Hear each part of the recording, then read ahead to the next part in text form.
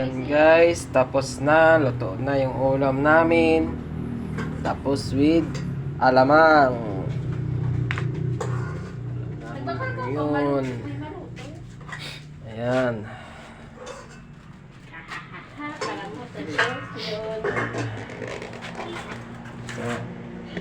Ito, panghimagas guys. Panghimagas namin. Ito, may alamang din. Puro alamang yung ulam namin ngayon at ginataan. Yan. Tapos makakagulpi kami ng kanin. Ayan. Ayan o, konti na lang tira sa kanin namin. Ayan o. May bagong sinaing. Luwa na sa mga kutsara.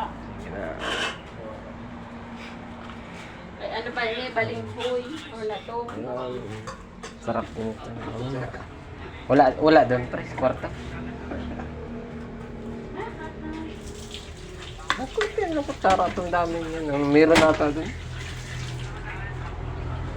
Guys, kain muna tayo.